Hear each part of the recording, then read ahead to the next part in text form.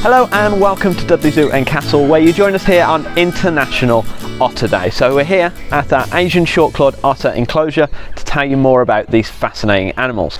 As I said, as our Asian short-clawed otters, which are the smallest of 13 different species of otter. They're found only in Southeast Asia, as the name would suggest, going from the southern part of India all the way down to the Philippines. Now, the natural environment are things like rivers, streams, marshes, and even mangroves. Believe it or not, they're even found really close to the sea coast. Now, living in these environments, it means they eat a lot of fish, but also they love food like insects. They'll take amphibians, reptiles, and even small mammals sometimes.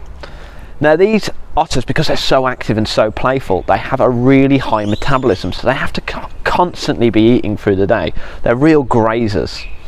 Now, when it comes to eating and hunting for their food, although they live in groups of anything from 15 to 20, and they're always family groups, they'll actually do their hunting alone.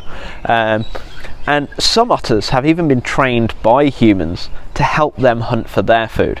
So they are incredibly inquisitive and intelligent animals. Living in these groups and being highly intelligent animals, they communicate really well. In fact, they have three main forms of communication. The first one is using their vocalizations. So they can squeak and scream, and all of these different vocalizations mean different things to different otters. So it could be that they're under attack from a predator, so they'll all squeak together and come together to scare away predators, or it could be to call out for youngsters to come back to mum. They also use the second form, which is an olfactory sense, or it's the scent of smell. Now, when using this, they can use their hormones to drop scents to communicate with others about territories, and even when it's ready for mating season. Now, the third one, and probably the least used, but the most fascinating, I think, is that they'll actually mark their territories by building up piles of mud or collecting stones and putting them in a pile to mark where their territory ends and another otter's begins. Now, that is a really intelligent thing to do, and often you'll see them in zoos juggling stones, and it's thought that they are practicing this technique. Now, these otters are classified as vulnerable in the wild, and that is because they're becoming into closer and closer contact with people. Unfortunately, that doesn't always end well. It could be the damming of rivers, or it could be that they're actually moving into human territories or buildings that are being put on their old breeding grounds.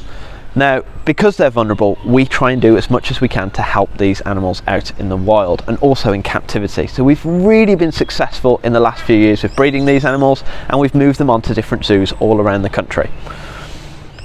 Now, this brings me on to my 3 fun facts about otters.